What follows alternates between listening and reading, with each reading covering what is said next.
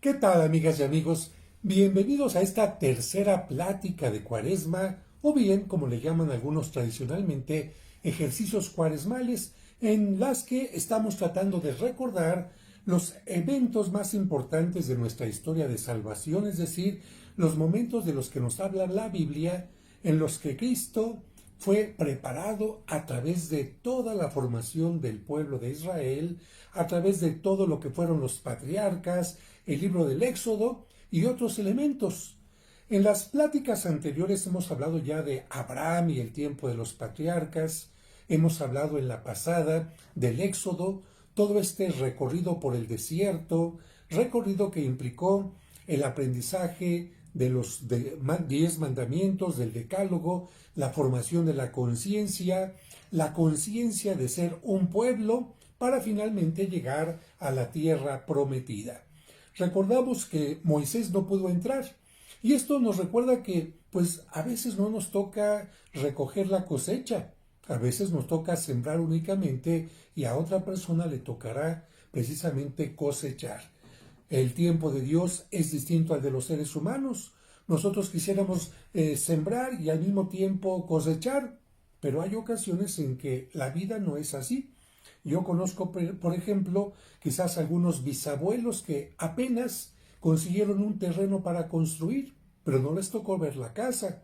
Después, los hijos de aquellos bisabuelos, los abuelos, pudieron hacer quizás un primer cuartito, pero no les tocó ver la casa. Y después, a los hijos o a los nietos o a los bisnietos, es a los que les tocó recoger todo ese trabajo anterior de los abuelos, bisabuelos. Y esta es la historia del ser humano. Nosotros tenemos que sembrar y sin importar si vamos a cosechar o no, lo importante es dejar siempre algo bueno para las distintas generaciones.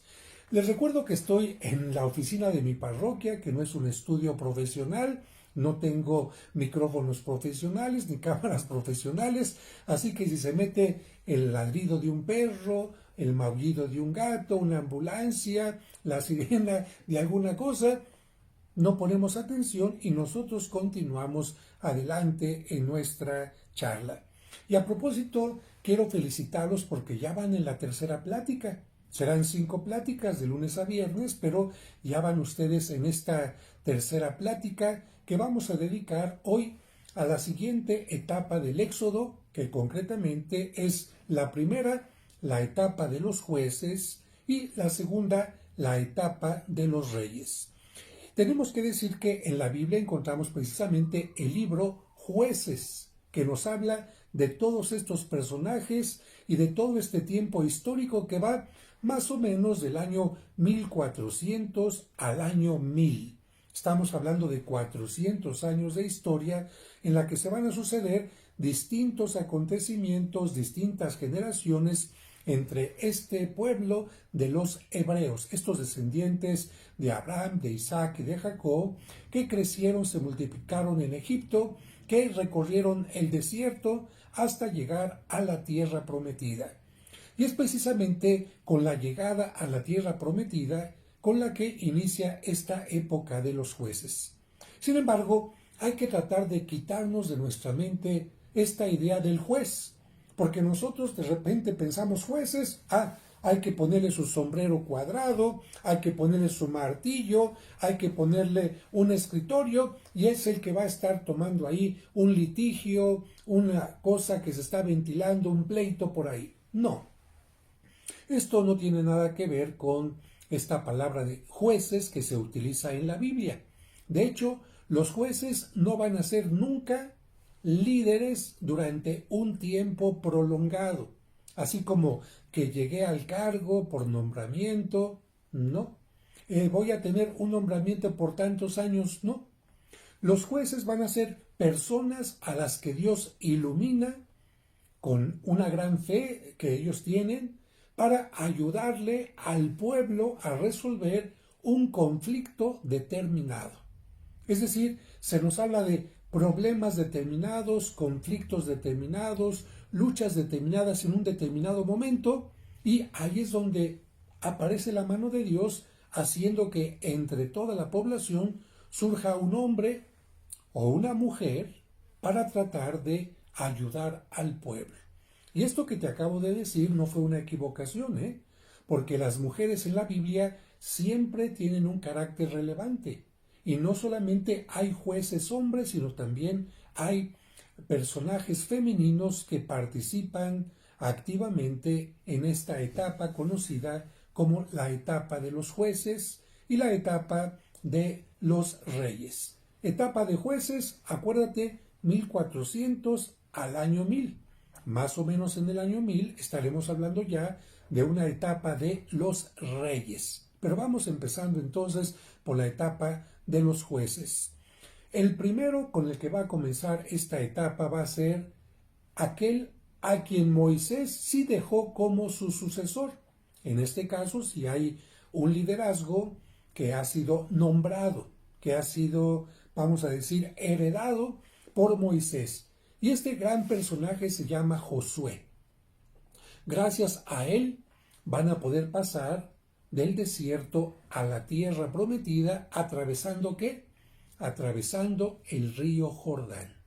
Y aquí me detengo un momentito porque aquí el río Jordán va a empezar a tener esta simbología. Fíjate, desierto de un lado, río Jordán, tierra prometida del otro. Por lo tanto, el río Jordán se convierte en signo de la entrada a la tierra prometida. Por esta razón, es interesante mencionar que Cristo quiere iniciar su misión en el río Jordán. Así como Josué empezó pasando por el río Jordán para entrar a la tierra prometida, Cristo quiere entrar a las aguas del río Jordán en su bautismo para conducir al pueblo, a todos sus seguidores, a toda la iglesia, a la tierra prometida mediante el evangelio que va a predicar. El río Jordán, entrada a una nueva vida, a una nueva etapa, así como el bautismo para nosotros es el inicio también de nuestro caminar hacia la tierra prometida. ¿Cómo van a entrar? Muy interesante porque se va a repetir algo semejante a lo que pasó con Moisés.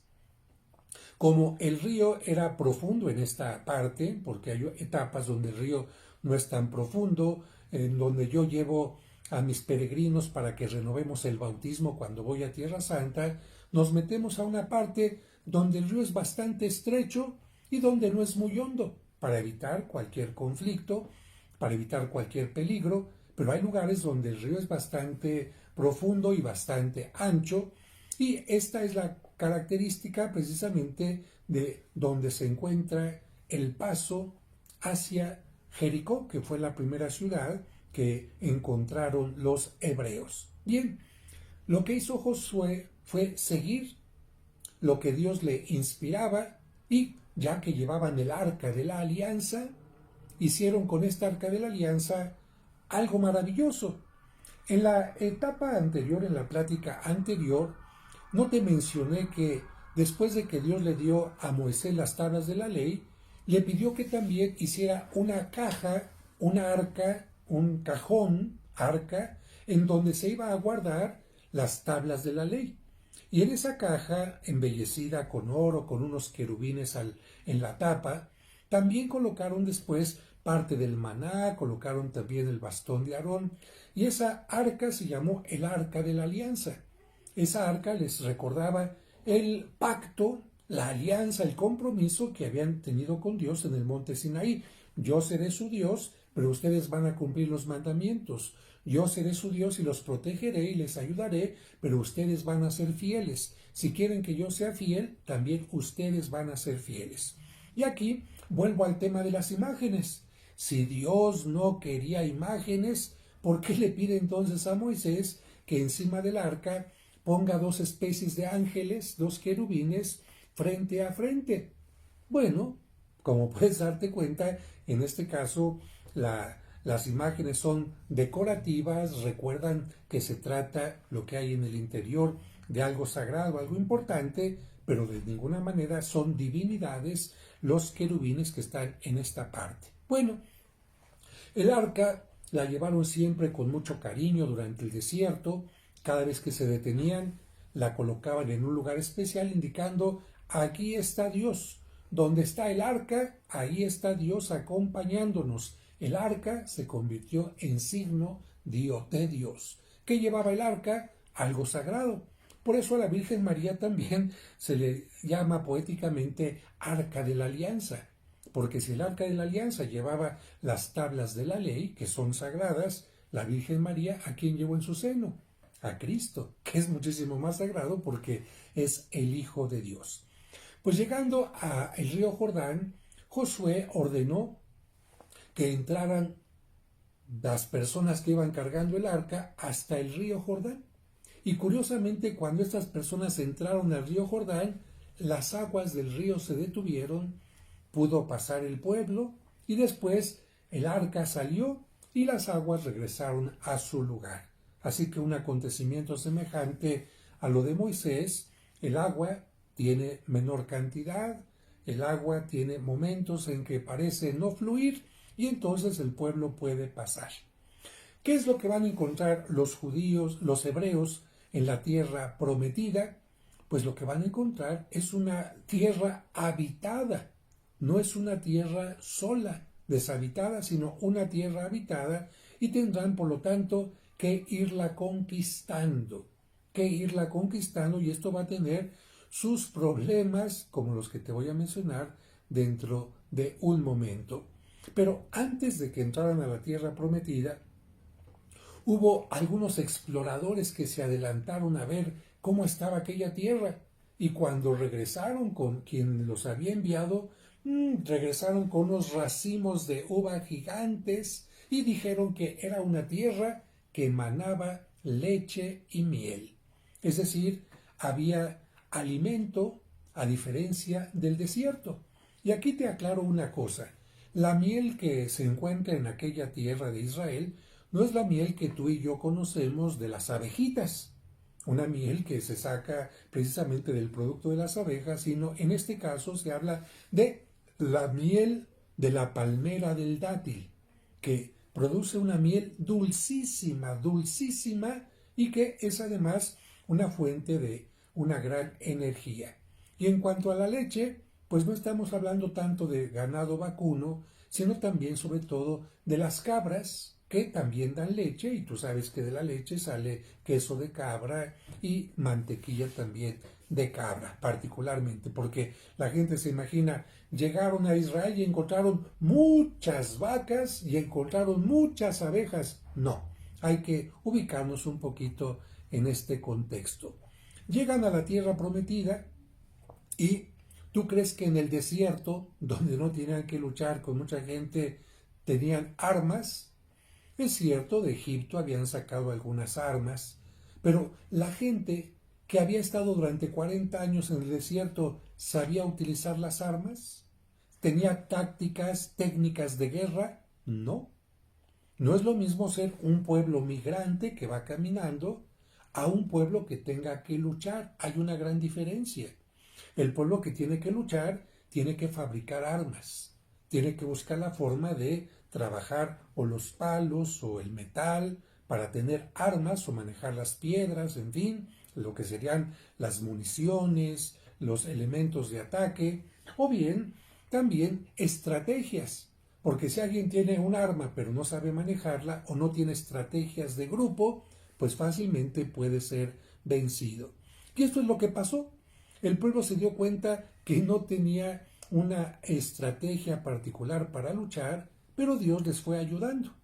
En el caso de la ciudad de Jericó, y solamente hablo en esta charla de este momento, de la ciudad de Jericó, Dios les ayudó a que las murallas se cayeran, no a golpe de marros, no a golpe de arietes, estos instrumentos que utilizaban con cabeza de cabra para romper las murallas, sino que Dios le dijo al pueblo: toquen las trompetas, den varias veces vueltas a la ciudad, y después de determinados días las murallas se cayeron. Es decir, el pueblo hizo lo que Dios le había dicho, pero Dios hizo la mayor parte.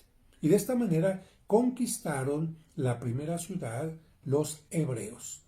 Vendrán distintos combates, distintas luchas, pero estas luchas van a ser no solamente contra los que estaban habitando la tierra prometida, sino, lamentablemente, a la hora que llegaron a la tierra prometida, la gente empezó, esto es mío, esto es mío, esto es mío. Entre los hebreos empezó a haber luchas. Así que el libro de los jueces nos va a hablar de luchas, incluidas las de las tribus, entre las 12 tribus de Israel, había luchas, conflictos, y esto evidentemente necesitaba que apareciera alguien que pusiera orden en un determinado momento, que pusiera ciertas normas o que les ayudara a combatir con alguna estrategia al enemigo, y ese es precisamente el papel del juez o la jueza de la que nos habla la Sagrada Escritura. Para evitar que haya conflictos, si tú fueras papá o mamá y ves que tus hijos están peleando por determinadas cosas, tú lo que haces es, a ver, para que no se peleen, vamos a distribuir, vamos a dividir y a ver a quién le toca. Estos son tus juguetes, estos son los tuyos, esta es la parte que te toca a ti, la parte que te toca a ti. Eso es exactamente lo que hace Josué. Josué va a dividir la tierra prometida entre las 12 tribus. Pero aquí tengo que hacer una aclaración importante, porque ya recordamos cuáles son las 12 tribus, las que surgen de los 12 hijos de Abraham, de los 12 hijos de Jacob, perdón. Sí, no, pero en este caso la división no va a ser entre esas 12 tribus. ¿Por qué? En primer lugar, porque cuando estaban en el monte Sinaí, Dios dijo, de las 12 tribus va a haber una que se va a dedicar única, exclusivamente al culto a Dios. ¿Para qué? Para que no se les olvide que hay que darle culto a Dios. Para que cada vez que se haga un culto, todo lo que se va a utilizar en el culto, sean copas, vasos, trajes, vestimentas, lo que sea, esté perfectamente bien cuidado. Así que una de las 12 tribus no va a tener que trabajar y las demás tribus la van a sostener con el diezmo. Una tribu no va a trabajar en el campo, ni con las cabras, ni con esto, ni con lo otro, ni alfarería, ni metalurgia. ¿Por qué? Porque se va a dedicar totalmente a Dios, y esa tribu va a ser la de Leví, la de Aarón, el hermano de Moisés. Así que esta tribu no va a recibir, por lo tanto, una parte de tierra. Ay, padre, usted nos dijo que 12 tribus, entonces, ¿cómo va a estar el asunto? Bueno, aquí entonces vamos a continuar hablando. Esta tribu de Leví no se deberá dedicar al culto y no podrá trabajar la tierra, por lo que la tribu de Leví queda fuera de la repartición, y a quien se le va a dar su parte va a ser a la tribu de José. Y José tuvo 2 hijos, Manasés y Efraín. Así que la parte que le tocaba a la tribu de Leví se va a dedicar precisamente a Manasés y a Efraín.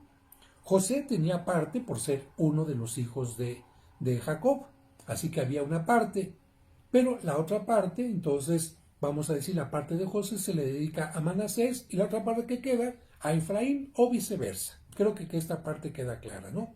Ahora, durante el periodo de los jueces habrá tiempos de paz y tiempos de conflicto, por lo que, como ya te he dicho, no habrá un líder permanente, sino que Dios hará que surja el líder de acuerdo a cada situación. Por eso es que a la muerte de Josué se van a suceder diversas personas, incluyendo mujeres. ¿Cuáles son los nombres de los jueces? Bueno, Otoniel, 1, Ahod, 2, Samgar, 3, Débora, una mujer cuyo nombre de hebreo significa abeja, Gedeón, Tolá, Yair, Jefté, Ibsán, Elón, hasta ahí vamos 10, Abdón, después Sanou y Samuel. Por lo tanto, estamos hablando de 13 jueces entre los que surge una mujer.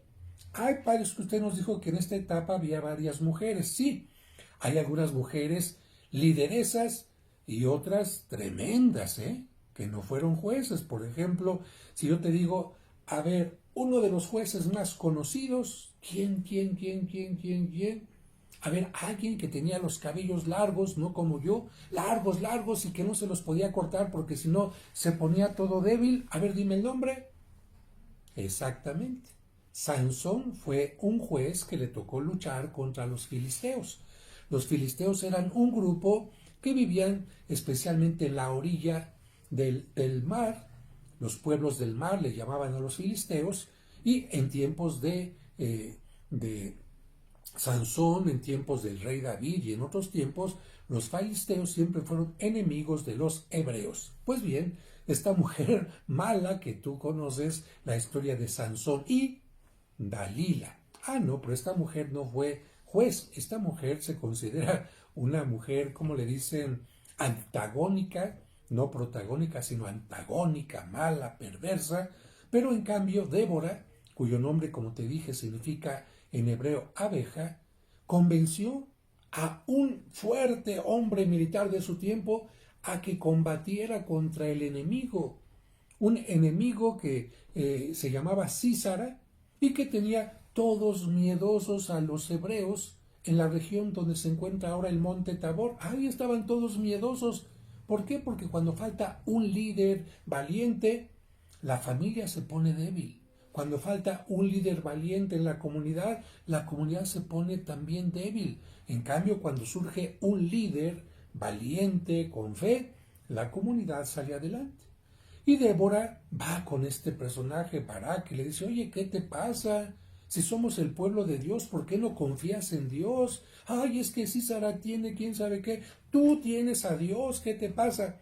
Y gracias a Débora, Barak va a combatir, pero Barak le dice, pero tú me acompañas, ¿eh? Y Débora, por supuesto, ayuda a que se tenga esta victoria. Y cuando Barak piensa, ya vencí a Císara, ya salió corriendo por allá, soy el campeón, soy el héroe, Dios no quiere que así suceda. Y cuando Císara va huyendo, llega un poquito, estoy contando brevemente esta historia, llega a un lugar donde ve una tienda de campaña, llega tan cansado que dice, ay, tengo hambre, tengo sed, estoy cansado, me vienen persiguiendo.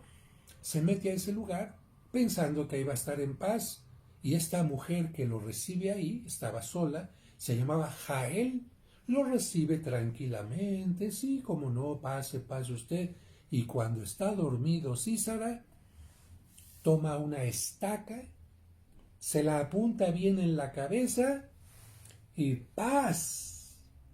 Termina con él. Así que en esta parte de la historia contra Císara, esta mujer Débora y Jael son las heroínas, mujeres valientes, como habrá otras que nos menciona la Biblia, como por ejemplo Esther o Judith, por no mencionar a la Virgen María, que es una mujer ejemplar.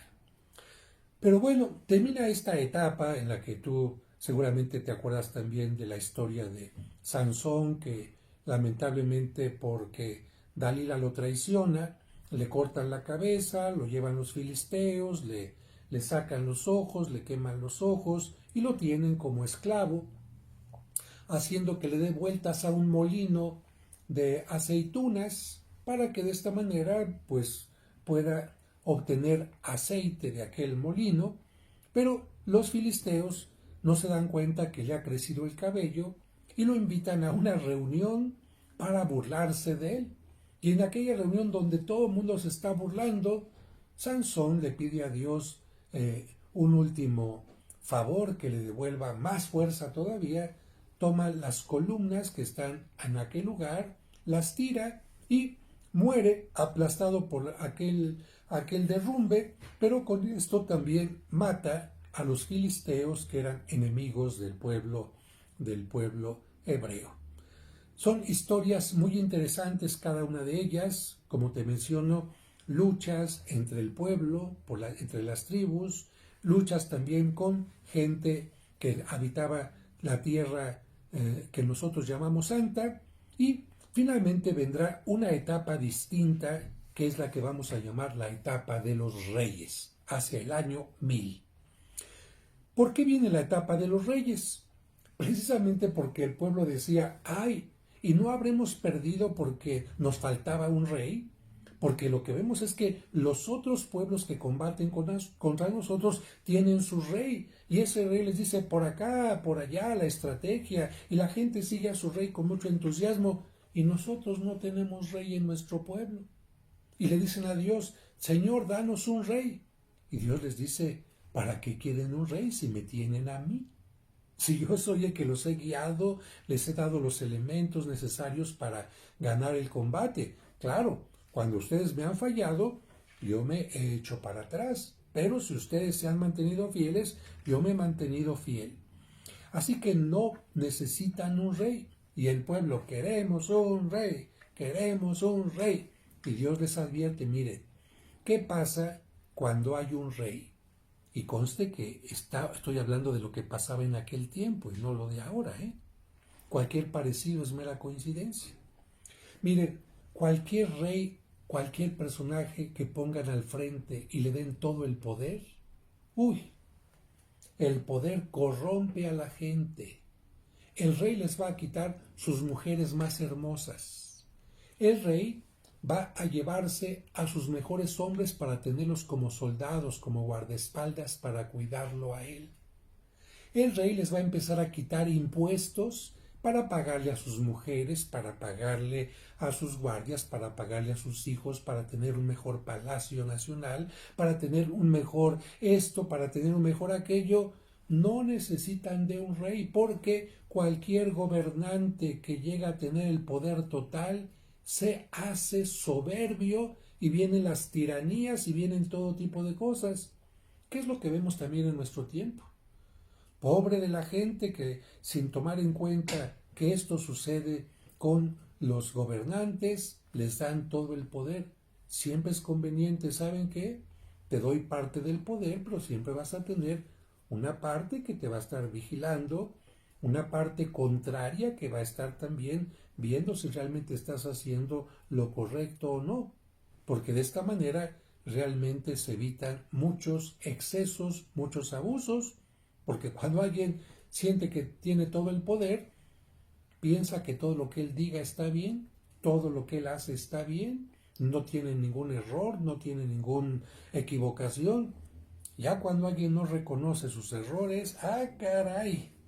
Y precisamente Dios, que conoce al ser humano, le decía al pueblo, tengan cuidado, queremos un rey, queremos un rey. Y Dios dijo, está bien, les voy a dar un rey, pero a cambio les voy a dar algo también pegadito al rey. Como esos pastelitos que cuando yo era niño venían dos pastelitos en la misma bolsita, se comía uno y después el otro. Dios dice así, pues les voy a dar el rey, pero con otro pastelito a un lado. Y este pastelito que está a un lado se va a llamar un profeta. ¿Y eso qué es? Para que se ponga al rey en su lugar. Para que cuando el rey se ensoberbezca, el profeta le diga, a ver, bájale, bájale, bájale, bájale, ¿qué te pasa? Cuando el rey piense que él es el que va a gobernar al pueblo, no en lugar de Dios, no en nombre de Dios, perdón, no en nombre de Dios, sino en lugar de Dios, el profeta le diga, ¿qué te pasa? Tú no eres Dios, tú eres un humano, tú eres igual que el pueblo, no tienes más derechos, ni tienes más nada, igual que los demás, por lo tanto, preocúpate por el pueblo. Y precisamente esa fue la labor que hacían los profetas. Ahora yo te pregunto, imagínate estos países totalitarios o gobiernos totalitarios donde el presidente, el gobernante, como le quieras llamar, el shah o como se le quiera llamar, piensa que él es el único que tiene derecho a opinar, a pensar, a decidir, y a todos los demás los ningunea. A todos los demás grupos, oponentes, partidos o lo que sea. Y claro, como él tiene todo el poder, a este me lo callan y me lo meten a la cárcel. A este me lo desaparecen. O este que está hablando, yo le quito autoridad, digo que está mintiendo, y como yo tengo más tiempo en noticias o lo que sea, me dan más importancia a mí. ¿Qué es lo que pasa? Que en todos los tiempos, como ahora, antiguamente, a los profetas que tenían que defender la verdad, la justicia, el bien del pueblo, ¿qué les hacían los líderes? ¿qué les hacían los reyes? Los mataban. Por eso muchos de los profetas de la Biblia lamentablemente perdieron la vida, fueron perseguidos, fueron exiliados. ¿Por qué? Porque el rey, como les había profetizado Dios a los hebreos, hacía cosas indebidas. Y fíjate, el rey se supone que era puesto por Dios. ¿Para qué? Para que le fuera fiel a Dios y fuera fiel al pueblo, para que no se corrompiera, para que hiciera el bien. Sin embargo, como te digo, el poder corrompe a la gente. Y por eso Dios dijo, para evitar que el rey jale y eche a perder también al pueblo, para evitar que el rey haga que el pueblo se aleje de mí, se aleje de los valores, voy a poner a los profetas. Por esta razón, el periodo de los jueces, el periodo anterior, comienza con Josué y va a terminar el periodo de los jueces con el nacimiento del profeta Samuel. Así que termina la etapa de los jueces. En este tiempo había profetas, propiamente, ¿no? Los profetas van a venir hasta esta etapa, año 1000 más o menos, y van a aparecer juntamente con la etapa de los reyes. Espero que esto quede claro y vamos a ver si Dios se había equivocado o no con esto de los reyes, que por cierto van a ser bastantes reyes durante esta etapa. ¿Cuánto dura la etapa de los reyes?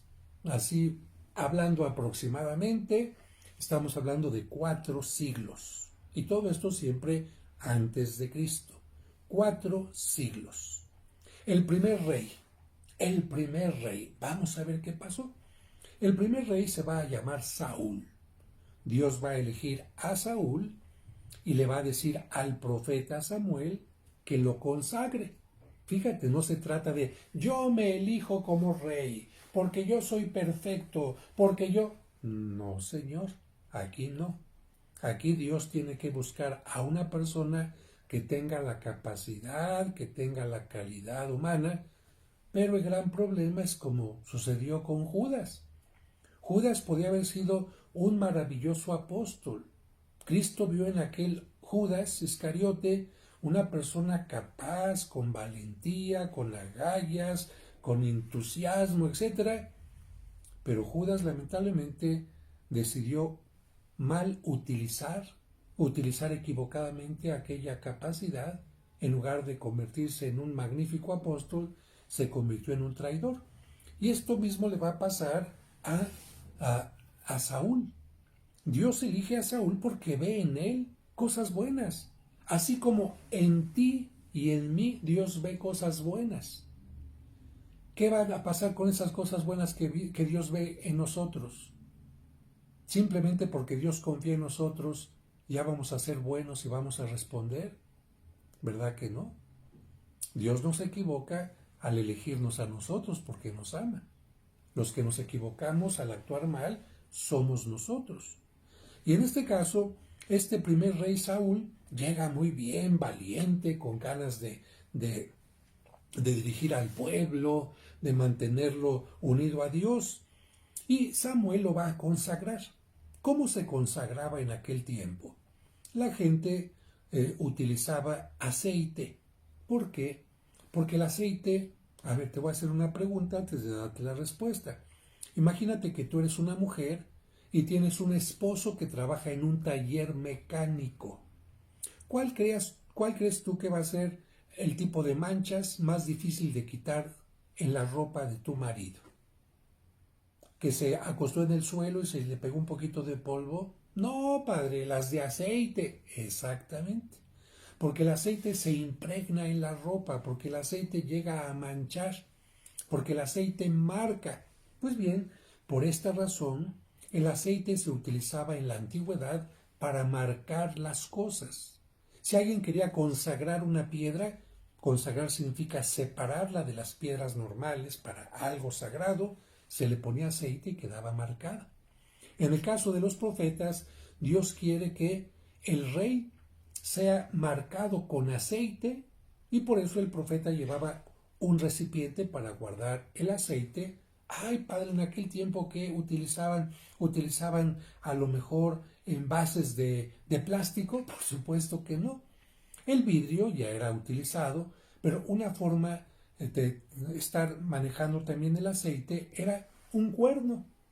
Los cuernos eran utilizados como recipientes, ahí se guardaba el aceite, y por eso después se consagraba al rey haciendo que le cayera aceite sobre su cabeza y quedara marcado. Y aquí hago también una aclaración interesante sobre tu bautismo y sobre tu confirmación, porque el día de tu bautismo y de tu confirmación, siguiendo estas tradiciones bíblicas, se te puso aceite. Ay, padre, ¿cómo si no estaba oxidado? ¿Dónde me pusieron aceite? No porque estuvieras oxidado, sino para marcarte como hijo de Dios, como profeta de Dios, como rey, porque no tienes que esclavizarte bajo nadie, tú eres rey en el sentido de dominarte a ti mismo, y como sacerdote, porque tú puedes ofrecer a Dios tu vida, no porque seas sacerdote de iglesia, sino que toda persona puede ofrecer su vida sacerdotalmente como un sacerdocio. Yo ofrezco lo que tengo, eso significa ser sacerdote. Y el día de tu bautismo te pusieron aceite en la cabeza, se llamó el santo crisma, y el día de tu confirmación también te pusieron aceite en la frente, el mismo aceite que utilizaban para consagrar a los reyes y que también se utiliza para consagrar a algunos profetas. Bueno, este rey Saúl es elegido, ¿y qué va a pasar? En su tiempo, los pueblos del mar, ¿cómo se llamaban los pueblos del mar? Te dije hace un momento, ¿los qué? Los los filiqué, los filisteos exactamente, estaban dominando, estaban amenazando a los hebreos. ¿Y qué es lo que pasa? Que este rey Saúl, en lugar de confiar en Dios, confía en sus armas, confía en su ejército, hasta manda a contar, a ver, ¿cuántos tenemos el ejército para ver si enfrento a este líder enemigo Goliat? A ver, en lugar de confiar en Dios, se pone a contar el número de soldados. En lugar de confiar en Dios, confía más bien en sus pocas fuerzas. Y claro, no enfrenta a Goliat. Y entonces Dios dice, ya ven, este primer rey ya resultó mal, pero yo no voy a permitir que las cosas sean así. Si Saúl no cumple con lo suyo, yo sí voy a cumplir dándole al pueblo un rey verdadero que enfrente al enemigo. Y en aquel momento Dios puso su mirada en un pastorcito. Quizás porque el pastor tiene la habilidad de manejar un arma con mucha confianza, la honda, una cuerda que le pones una piedra y la lanzas. ¿Por qué David utilizaba la honda? Porque era pastor. ¿Por qué era pastor? Porque vivía en Belén. Y en Belén se criaban todos los animales, todos los corderos que se iban a sacrificar en Jerusalén. En Jerusalén no se podían tener animalitos, criaderos, porque era la ciudad. Pero Belén está a 7, 8, 9 kilómetros cuando mucho de Jerusalén. Ahí se pueden perfectamente criar los corderitos, y cada vez que llega la Pascua judía iban a vender los borreguitos a Jerusalén para que fueran sacrificados. Así que precisamente por eso David nace en esta población, es pastor, será descendiente de aquella mujer famosa, muy buena, Ruth, y ahí está. Pero en la familia de David, cuyo padre se llama Jesé o Isaí, son dos nombres que se pueden utilizar de acuerdo a la traducción hebrea, David no es el muchacho más grande, más alto de la familia, no es el más fuerte de entre los hermanos, sino que es el más bajito. A lo mejor no era tan bajito, pero entre los hermanos era el más bajito.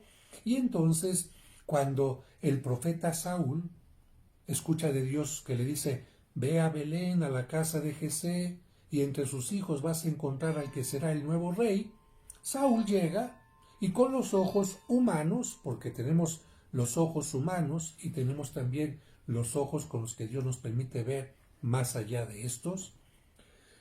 Samuel llega y piensa, ay, este hermano mayor seguramente va a ser, no, este también.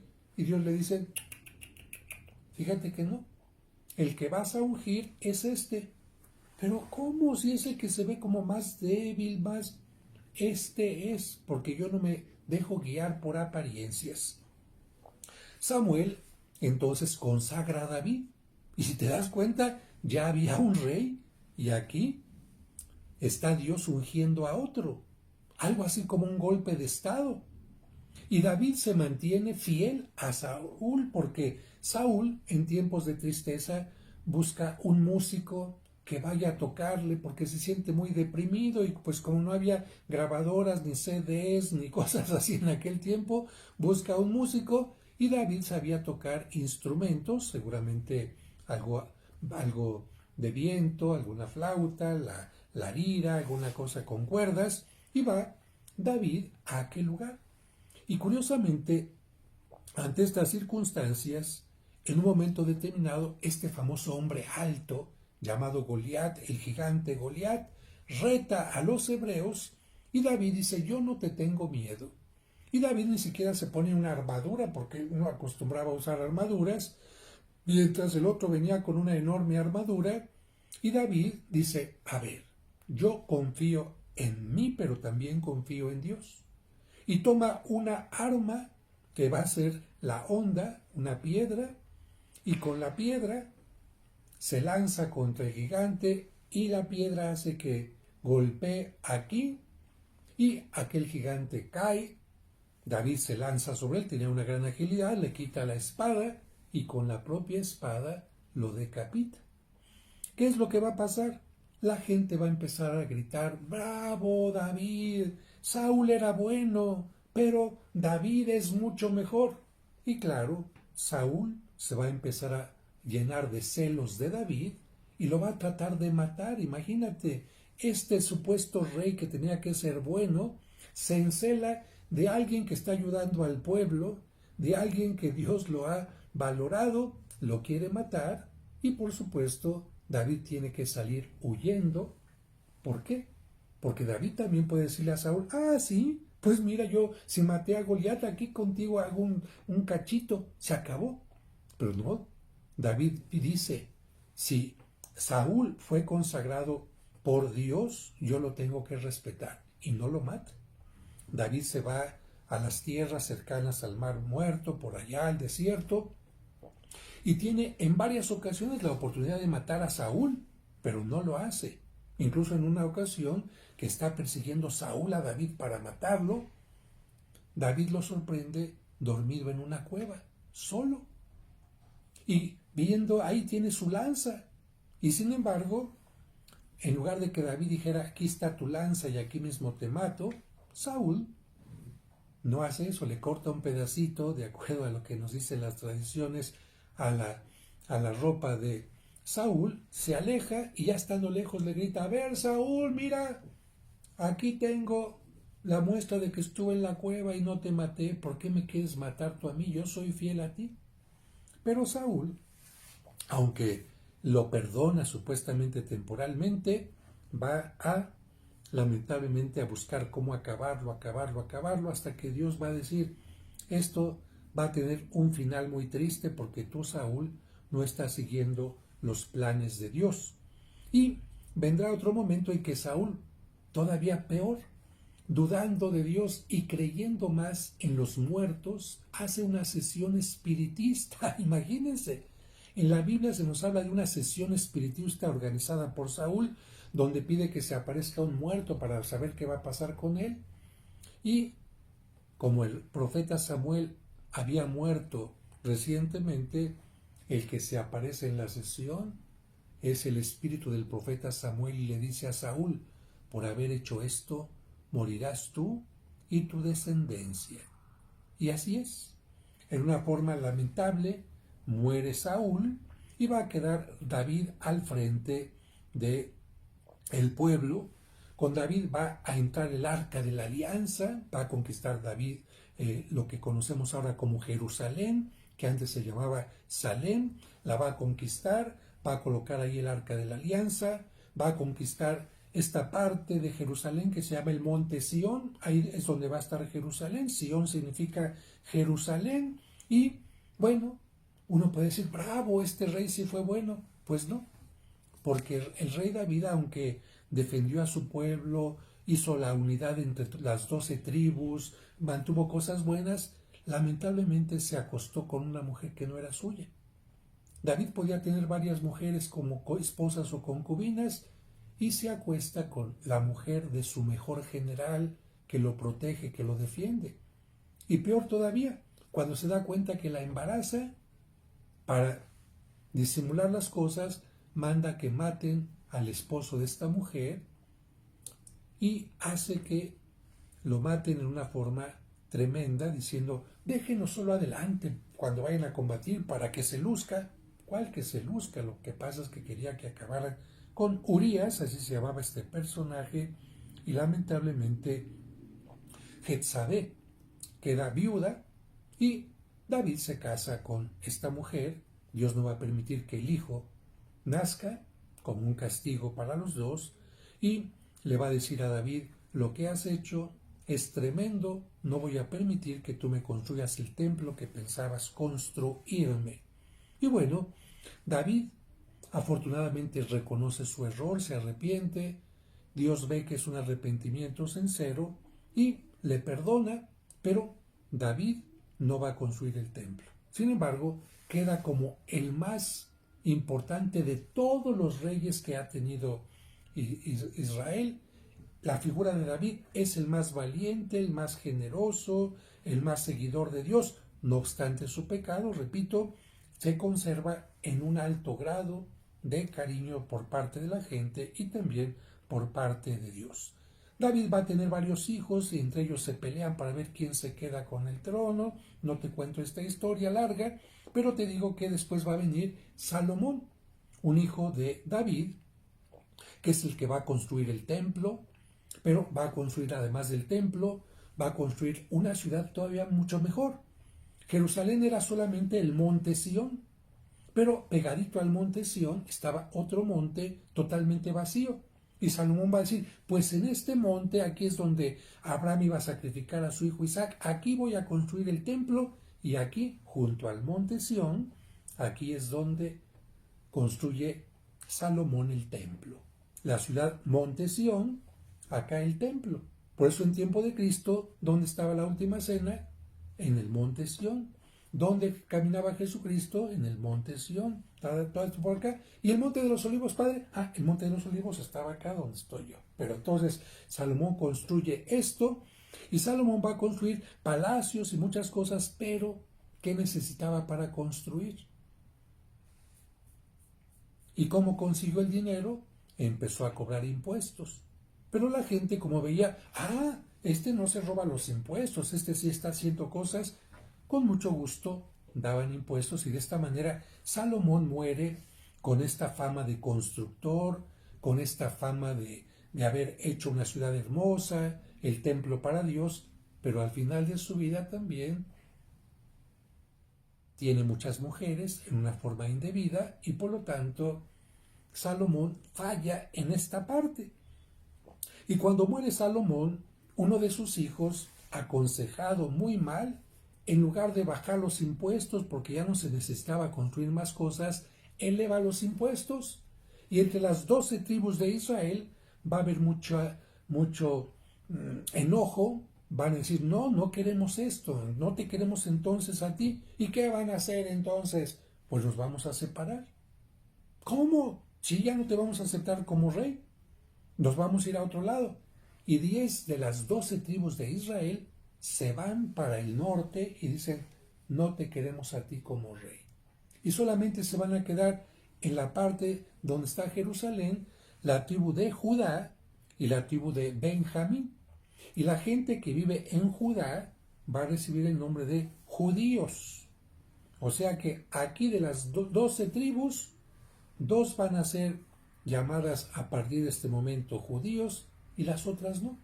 ¿Y qué pasa, padre? Tanto los de acá como los de acá van a ir teniendo su propio rey. un rey acá, otro rey acá, un rey acá, otro rey acá, un rey acá y otro rey. Y van a tener su propio templo. Los de acá van a seguir con el templo de Jerusalén. Pero los de acá, pues nosotros no vamos a ir a Jerusalén, nos vamos a construir nuestro propio templo. ¿Y dónde lo pondremos? Pues en Betel. ¿Dónde lo ponemos? En Samaria. Por eso la enemistad entre los judíos y los samaritanos. Y como esta parte del norte, estas 10 tribus, se empezaron a alejar cada vez más y más y más de Dios, Dios dijo, se acabó este grupo que se llamaba el reino de Israel, desaparecerá hacia el año 900 antes de Cristo, perdón, en el 721 antes de Cristo, 721 antes de Cristo, van a llegar los asirios y se los van a llevar. Pero también la parte del sur, el reino del sur o Judea, ¿qué va a pasar? Se van a ir alejando también de Dios. Y en el año 586, 200 años casi después de la parte de arriba, también van a llegar los babilonios, los caldeos, y se los van a llevar a Babilonia a la temporada que nosotros conocemos como el exilio. ¿Cuándo fue la parte del norte, padre? Año 721 a.C. ¿Quiénes se los llevaron? Los asirios.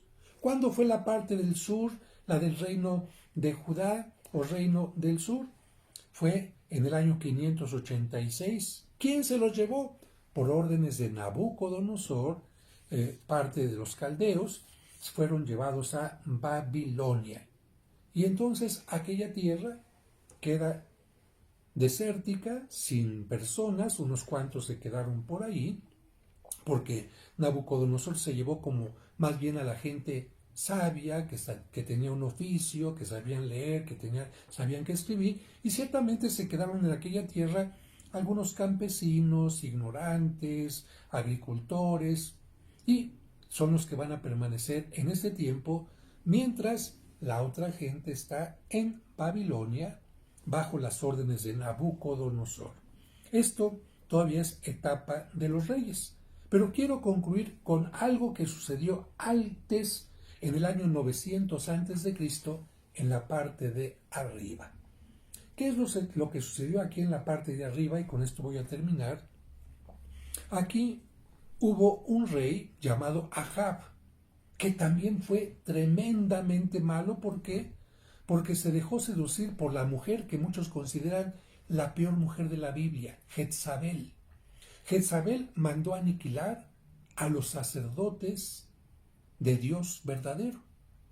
Jezabel le pidió a su esposo que tenía que ser, fíjate, el que guardara la fe, que guardara la fidelidad en Dios. Jezabel le pidió a su esposo, el rey de Israel, que le diera permiso de dar culto al dios Baal, un dios al que se le sacrificaban niños recién nacidos. Y este rey, ¿tú qué te imaginas que le dijo? No, Jezabel, yo tengo que ser fiel a Dios. Dios me puso como rey. Yo tengo que ser fiel al pueblo. No. ¿Qué le dijo? Lo que tú quieras, mi vida. Lo que tú quieras, mi amor. Pudo más ahí una mujer que la fidelidad a Dios. Y entonces esta mujer hace que haya muchos altares en toda aquella región y Dios hace que, ¿te acuerdas que te dije? Para que el rey no se salga con la suya, ¿qué va a aparecer? Un profeta. Dios envía al profeta Elías, que se le enfrenta al rey Ahab y a su esposa. Ustedes esto y esto y esto y esto. Y por esto que han hecho, Dios va a mandar una gran sequía y no van a tener agua. Y los campos se van a secar y los animales van a morir y todo por lo que han hecho. Claro, cuando escuchan estas palabras, tanto la reina como el rey mandan que lo persigan. Este profeta Elías sale huyendo al desierto.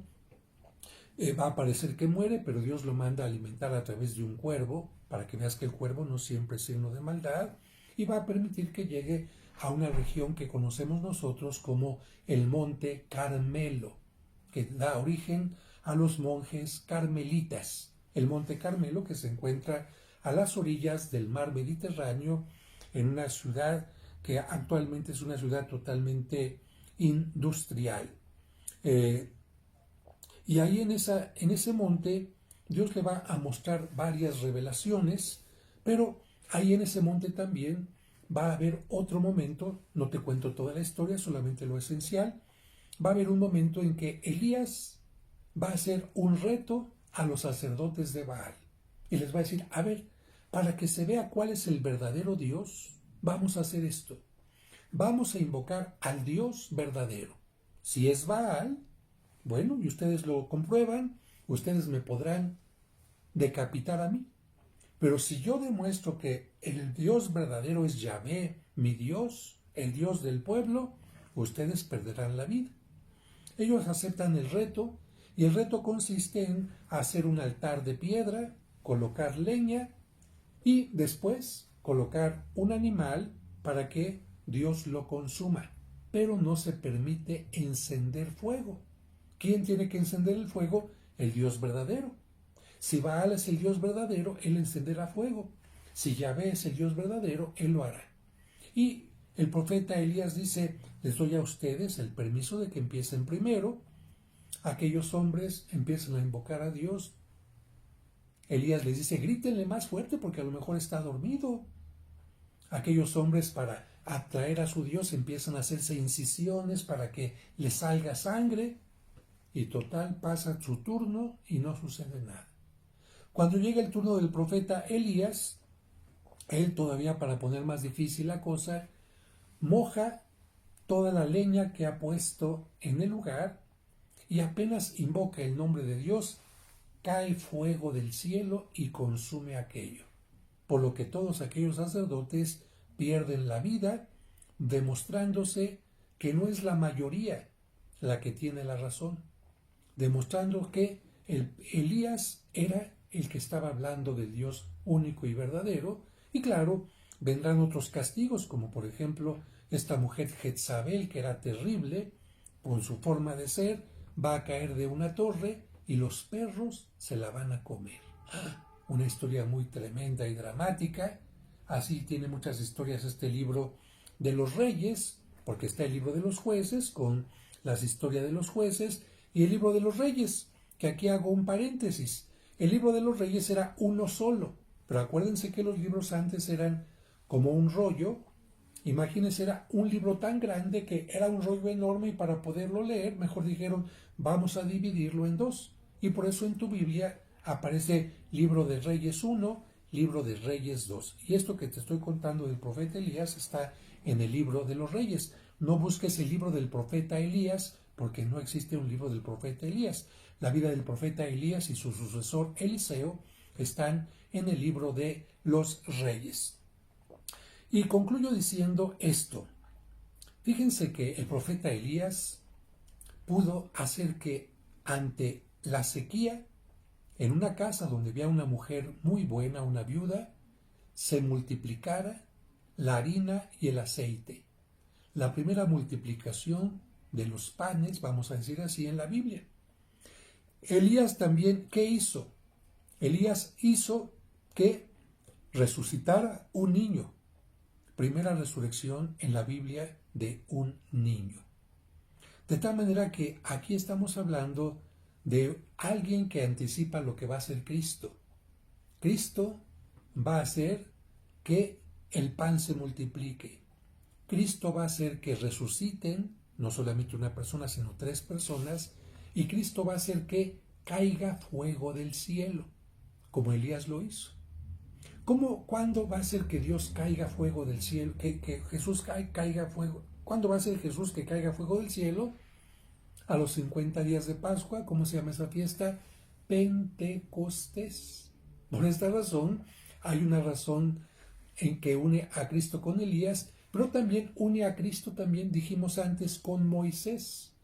Por eso en la transfiguración, cuando Cristo anuncia que va a morir en Jerusalén, van a aparecer como testigos de que Cristo está diciendo la verdad los 2 personajes más importantes del Antiguo Testamento. En el monte Tabor va a aparecer Moisés y va a aparecer también el profeta Elías. ¿Qué pasó con los reyes después del exilio? Esto, como ya es muy larga esta charla, te lo platicaré en la siguiente charla, en donde estaremos hablando de los momentos anteriores a la llegada de Cristo, con lo que se refiere al libro de los Macabeos y otras cosas interesantes que seguramente te harán vivir mejor esta cuaresma. Denle like a este video, por favor, compártanlo con quienes ustedes consideren que es importante que tengan esta información y recuerden que hay muchas cosas que yo las sintetizo, las hago en una forma más agradable, pero las pueden encontrar más profundamente en la Biblia. Que Dios les bendiga.